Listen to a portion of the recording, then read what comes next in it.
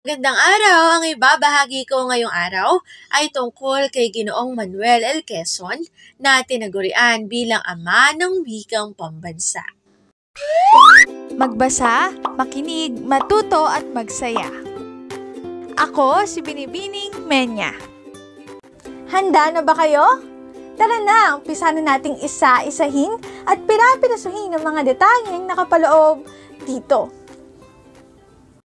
Maaari kong ibigay ang soft copy ng video na ito, mag-email ka lamang o kaya naman ay mag-message sa aking Facebook page.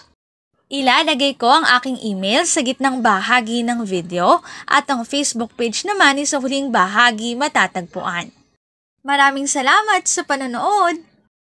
Tulad ng binanggit ko kanina, ang ibabahagi ko ngayong araw ay tungkol kay Ginoong Manuel L. Quezon.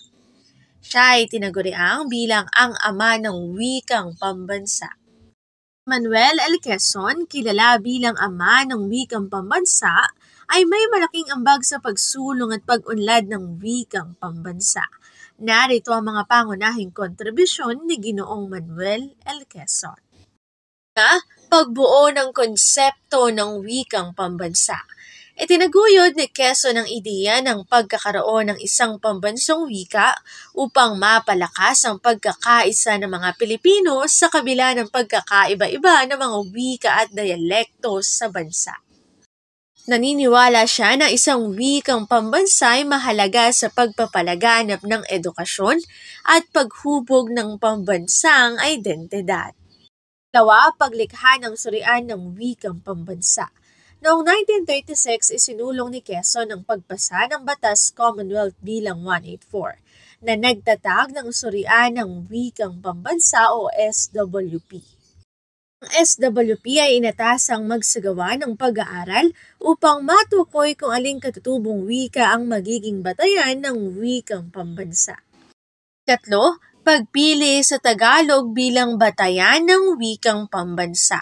Noong 1937, sa rekomendasyon ng SWP, idineklara ni Quezon na Tagalog ang magiging batayan ng wikang pambansa. Nili ang Tagalog dahil ito ang may pinakamaraming tagapagsalita, may maunlad na panitikan at ginamit sa Maynila, ang sentro ng edukasyon, politika at ekonomiya. Proklamasyon ng wikang pambansa. Noong Disyembre 30, 1937, opisyal na idineklara ni Quezon ang wikang pambansa na batay sa Tagalog. Ito ay simbolikong ginawa sa anibersaryo ni Dr. Jose Rizal, ang bayani ng Pilipinas, bilang pagkilala sa kanyang ambag sa pagmamahal sa sariling wika. 5. Pagsulong ng pagtuturo ng wikang pambansa. Noong 1940, sa ilalim ng pamumuno ni Quezon, inilabas ang kautosang magsimula ng pagtuturo ng wikang pambansa sa mga paaralan. Limbag din ang unang balarela at diksyonaryo ng wikang pambansa na naging gabay sa pagtuturo nito. 6. Pagtataguyod ng wikang pambansa sa gobyerno. Aktibong ginamit ni Quezon ang wikang pambansa sa mga opisyal na talumpati upang ipakita ang kahalagahan nito sa pamamahala at pakikipag-ugnayan sa mga mamamayan. Pagsulong ng pagtuturo ng wikang pambansa.